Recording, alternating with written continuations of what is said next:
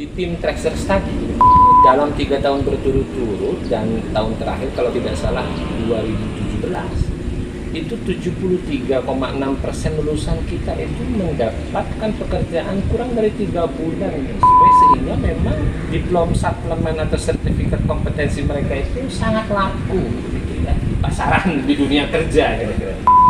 Itu ternyata lulusan dari Stikes BTH ini sangat mudah sekali untuk mendapat pekerjaan. Jadi paling tidak memperkecil tahapan dari seleksi. Itu ada yang tanpa seleksi lagi karena sudah melihat ada punya sertifikat, itu langsung diterima. Nah, seperti itu dampaknya itu. Jadi alhamdulillah. Ternyata walaupun dari pemerintah itu hanya berupa kognisi saja, knowledge lah ya. Tapi alhamdulillah hampir 100% tuh betul. Lulus gitu yang kemarin terakhir. 97% terakhir. Ya, betul. Nah itu dampaknya luar biasa gitu. Selamat datang di Stikes BTH.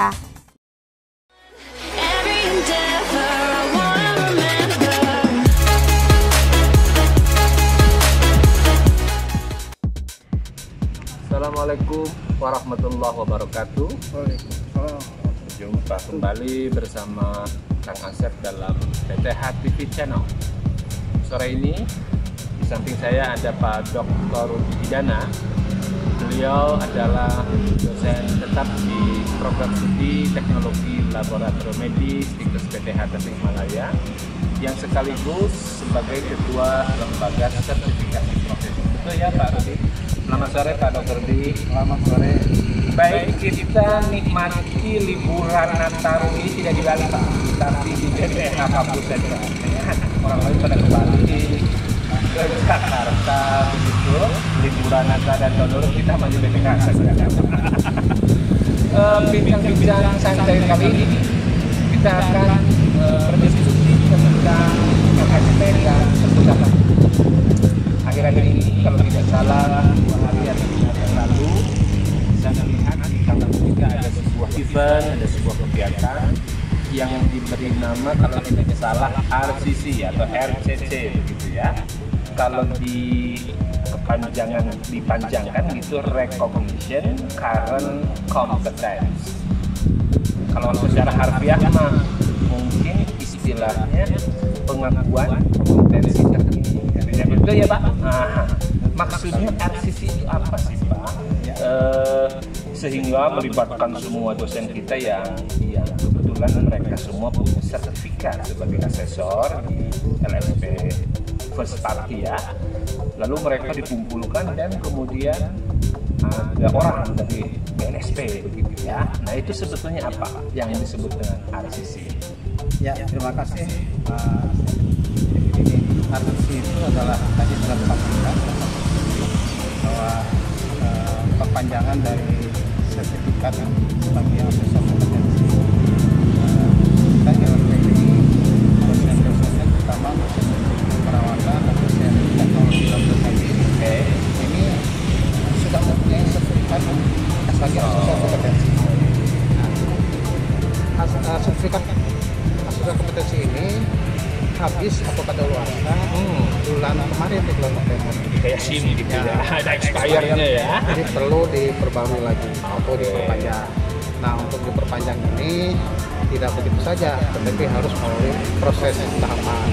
Di antaranya tahapannya itu melalui refreshment dan RCC tadi, Recognition Current Competence. Tujuannya adalah untuk mengupgrade kembali tentang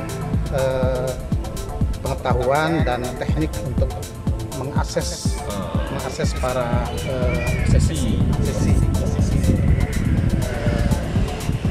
Jadi disesuaikan dengan perkembangan terkini. Nah, itu ada informasi baru berkaitan dengan form yang harus diisi ataupun dilaksanakan. Jadi kedudukan RCC ini menjadi sangat penting karena ada upskilling gitu ya, yang tadinya mungkin belum terpapar informasi terbaru terkait dengan teknis assessment begitu. Nah saat ini di refresh lagi oleh mereka gitu ya. Nah apakah di dalam proses RCC ini semacam ada proses pengujian kembali kepada asesor-asesor kita? Kalau dulu kan setahu saya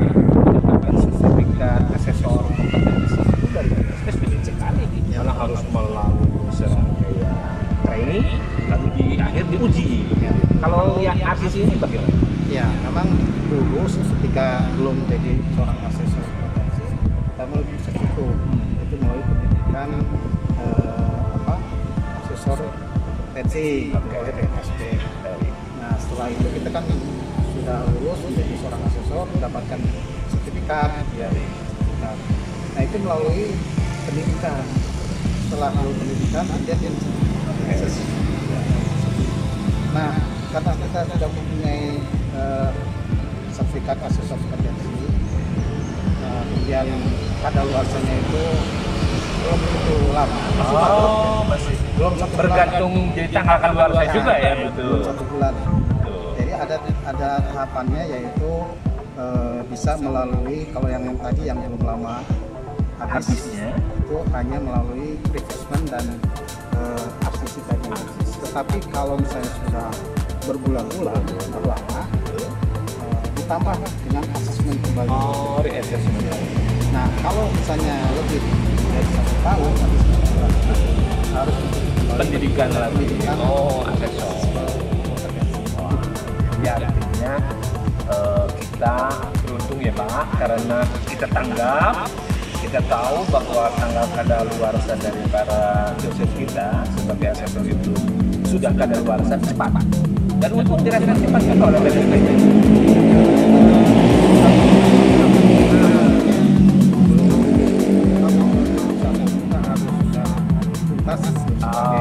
Jadi target kinerjanya kinerja dari LSP memang sengaja memang saya alhamdulillah dapat 04 di LSP. Kita sudah alhamdulillah sukses kemarin juga melaksanakan rekrutmen dan transisi yang kita menunggu nanti sertifikat perpanjangan. Itu online atau fisik? akses kemarin kita lakukan luring ya, jadi Fisik ya. dengan memperlakukan Protokol kesehatan. Baik, terima kasih Pak. Nanti kita sambung lagi untuk bincang-bincang berkaitan dengan LSP-nya. Oke, kita tunggu sebentar sambil ngopi nanti ya. Baik, kita lanjutkan Pak Rudi.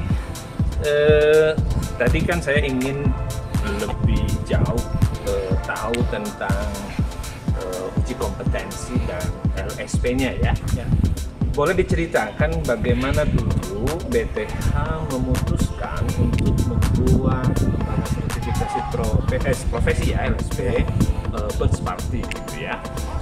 Karena memang sepengetahuan saya tidak semua sekolah tinggi khususnya dalam ilmu kesehatan yang berani membuat LSP, karena pertama butuh investasi, yang kedua memang bukan hal mudah, terutama pendidikan para asesor dan lain-lain sebagainya. Itu bagaimana sejarahnya dulu BTH sampai mau membuat LSP?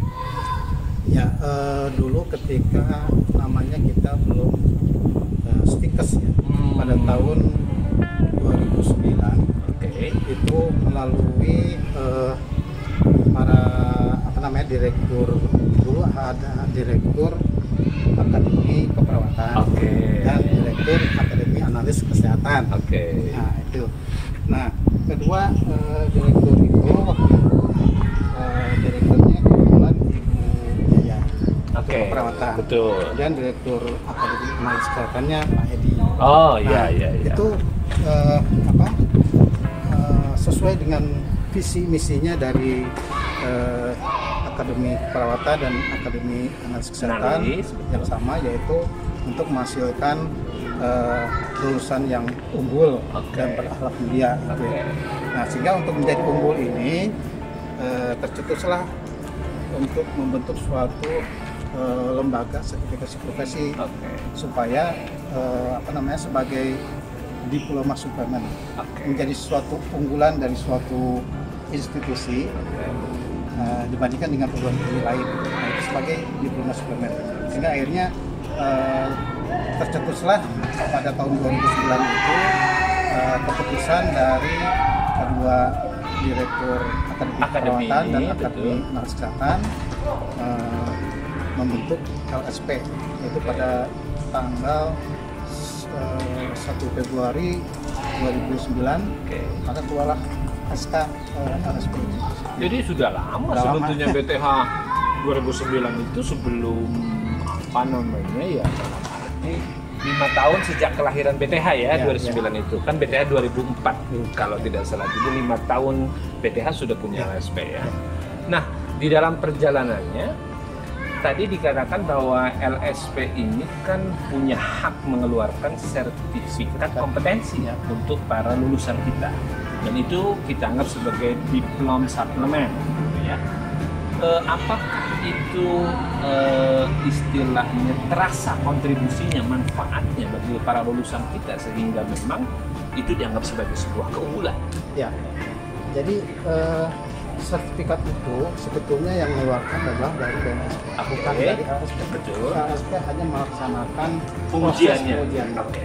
Nah, sertifikatnya itu yang bergambar Garuda itu ya? Ya, langsung dari BNSP.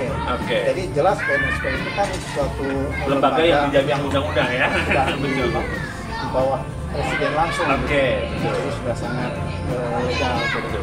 Nah, sehingga bisa terjamin gitu kompetensi dari para lulusannya itu terjamin. Dan kebetulan memang 2009 itu keluar Perpres tentang KKN ya, kerangka kualifikasi nasional Indonesia. Nah, apakah form-form yang kita lakukan dalam assessment pada peserta didik kita juga sudah mengacu pada kompetensi KKN? Betul sekali. Jadi kita juga sudah masuk pada KKN itu pada level 5 diploma kita itu ya. Apakah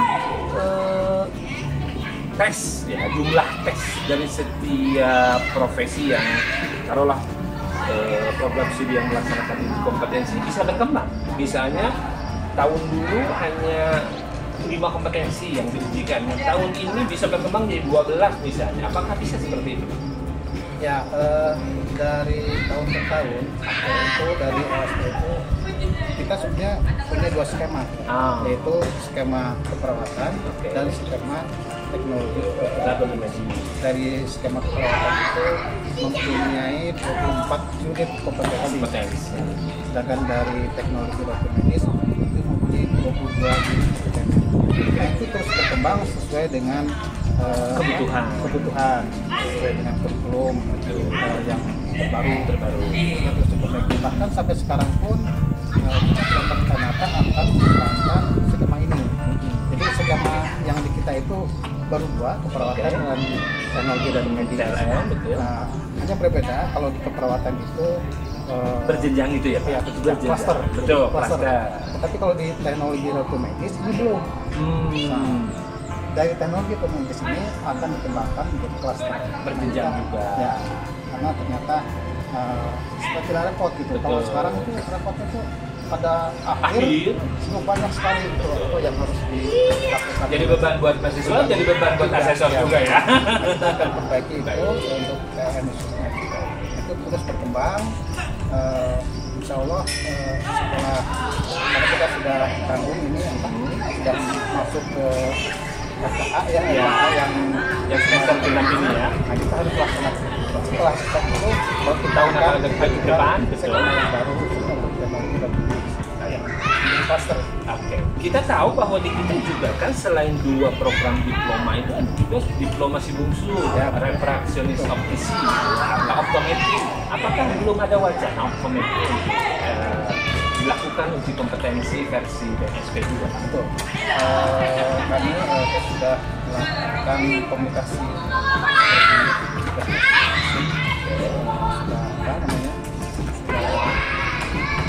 menyarankan atau memberikan suatu motivasi karena kita sesuai dengan visi misi dari Stikers lulusan itu harus berkualitas, unggul, mulia. Maka langkah baiknya dari program refraksi optisi ini juga bergabung. Oleh karena itu nanti dari RO ini akan dipesertakan dalam pelatihan asesor kompetensi khusus untuk RO gitu. Itu nanti kalau sudah ada asesornya baru kita akan menguji cobakan. Ya, skemanya nanti sudah ada, baru kita gabungkan. Jadi ada 3 skema nantinya itu di spesifikasi. Oke teman-teman, kita jeda dulu sebentar karena kopi nanti takut dingin nih. Kopinya sudah saya bawa Pak Rudi. Saya tahu kalau klien satu ini kopi kok, makanya saya bawa kopi ya. Kita tunggu di sesi yang berikut.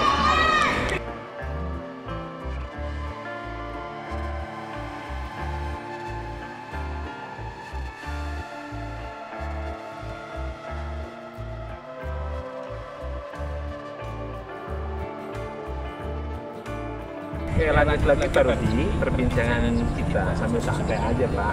Kopinya, maaf saya masih sembunyikan. Ya. Kita tahu bahwa LSP ini menjadi kompetitif excellency lah dari PTH, karena bagaimanapun memang belum banyak yang kopi ini. Sepengetahuan saya itu stiker dari Usaha Bandung itu pun baru 2 tahun kalau tidak salah punya, lalu kemudian beberapa lagi yang sedang berusaha. Kita tahu bahwa paknya mahasiswa jurus studi berarti dengan namanya uji kompetensi. Nah, ada yang diselenggarakan oleh pemerintah dalam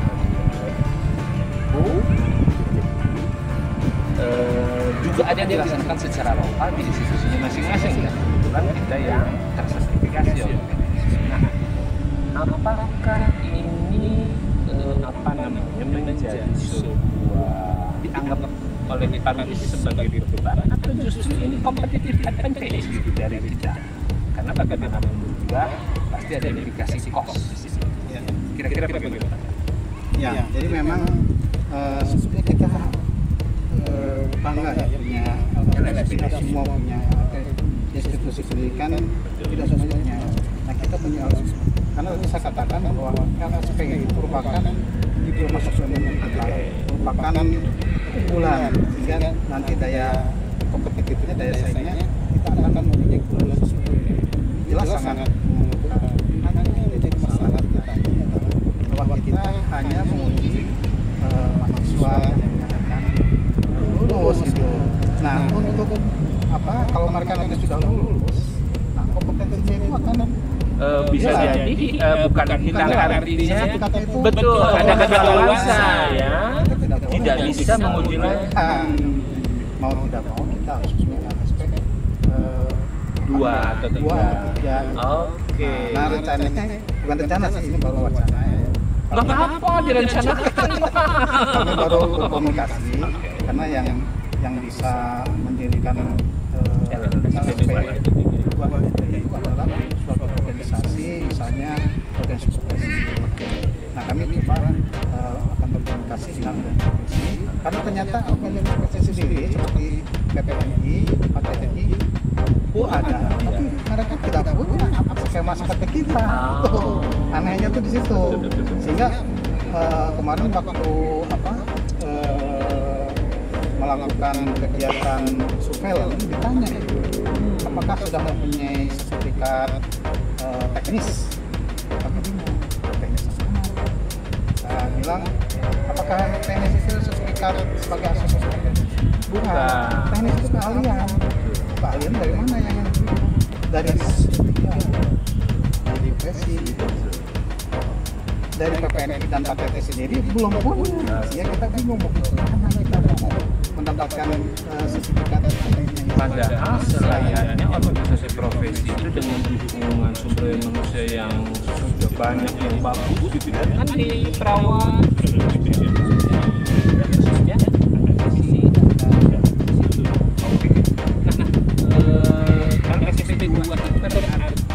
Bisa menguji bukan dari institusi kita juga, artinya bisa menguji dari institusi lain. Oke. Nah, syarat LSP2 itu apa sih? Ya tentunya adalah LSP2 itu adalah dari suatu pekerjaan di tempat kerja. Jadi di tempat kerja, jadi seperti di sakit. Oh, berarti itu harus kolaborasi. Ya. Kalau LSP3 tadi oleh perhimpunan di luar lagi Berarti harus punya badan umum yang tersendiri. Jadi berarti paling wacana kita, ya kalaupun mau mendirikan itu harus dibuat roadmap-nya lah ya, analisis plus minusnya begitu, karena memang apakah butuh lembaga independen tersendiri atau bagaimana, mungkin begitu ya Pak? Betul, karena mau tidak mau kalau ada LSP 2 atau 3 terlepas dari sertifikat itu. Baik, kita lanjutkan lagi di sesi ngopi bareng sambil bincang santai. Kita ke PTH Resto, ya. Oke.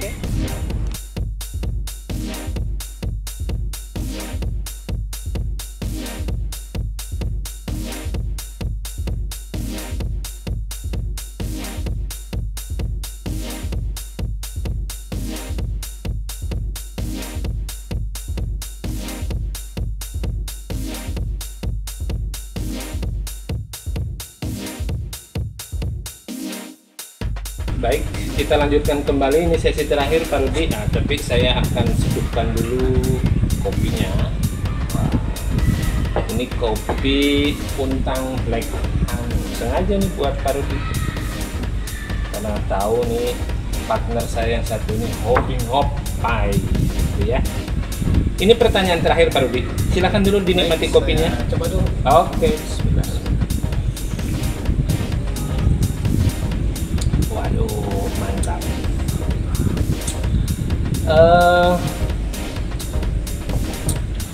Kita juga mungkin butuh informasi berkaitan dengan evaluasi para lulusan kita yang kebetulan pada saat itu mungkin sudah diberlakukan uji kompetensi sehingga mereka lulus dengan mendapatkan sertifikat kompetensi dari BNSP.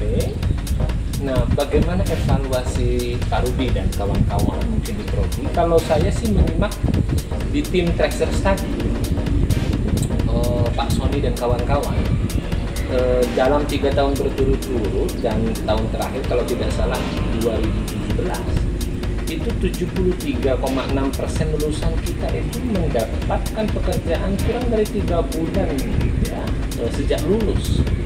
Nah, apakah ini sama temuan ini dengan informasi yang sampai ke Bapak barangkali sebagai ketua LSP, sehingga memang diplom suplemen atau sertifikat kompetensi mereka itu sangat laku gitu ya, pasaran di dunia kerja kira-kira. Betul sekali. Jadi yang saya perhatikan itu ternyata lulusan dari Stikes PTH ini sangat mudah sekali untuk mendapat pekerjaan. Oke. Jadi paling tidak memperkecil tahapan dari seleksi. Oke. Itu ada yang tanpa seleksi lagi karena sudah melihat ada punya sertifikat, itu langsung diterima. Nah, seperti itu dampaknya seperti itu. Jadi alhamdulillah. Nah, kemudian yang tadi dikatakan yang terakhir ini kita juga ada yang uji kompetensi tapi bukan oleh LSP, oleh apa namanya, pemerintah gitu ya. Dan ternyata ada dampaknya. Ternyata walaupun dari pemerintah itu hanya berupa kognisi saja, knowledge lah ya. Alhamdulillah hampir 100% betul. lulus gitu yang kemarin terakhir. 97% terakhir. Ya, betul. Nah itu dampaknya luar biasa gitu. Oleh karena itu kita harus mempertahankan LSP ini, bahkan harus ditingkatkan lagi seperti misalnya tadi penambahan skema karena kita ada di D3 praktisi, itu perlu kita rangkul gitu. Dan tidak menutup kemungkinan kita juga nanti akan menjadi universitas ya. Betul. Mungkin dari prodi-prodi yang lain juga dia mempunyai semacam kompetensi yang dibutuhkan, sehingga bisa juga nanti kita rekrut akomodasi di situ sehingga kita nanti memiliki banyak skema di universitas itu, insya Allah seperti manajemen juga akomodasi.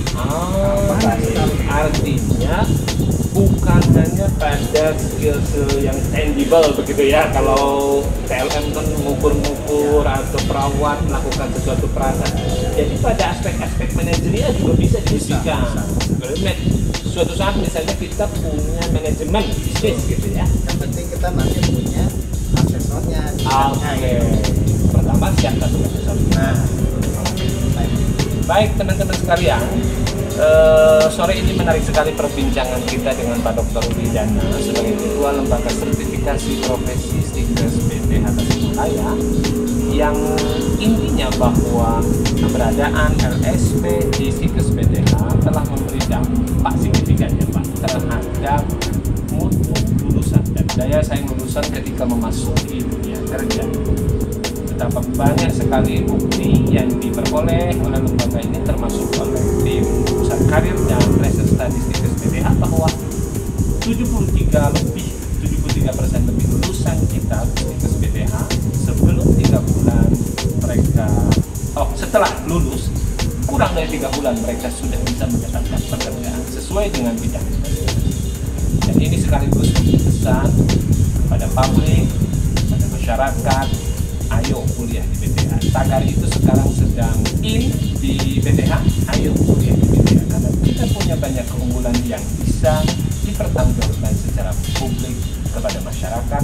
Kita mendidik untuk menghadirkan lulusan yang unggul dan bertakhlak mulia. Terima kasih Pak Dr. Rudi Hidana. Kita lanjutkan ngopinya, kita tutup sesi pembicaraan atau perbincangan santai bersama Pak Rudi sore hari ini. Dan insya Allah kita jumpa lagi dalam BTH TV Channel untuk topik yang berbeda. Kita tutup dengan hamdalah, alhamdulillahirrahmanirrahim. Assalamualaikum warahmatullahi wabarakatuh. Ayo kuliah di BTH.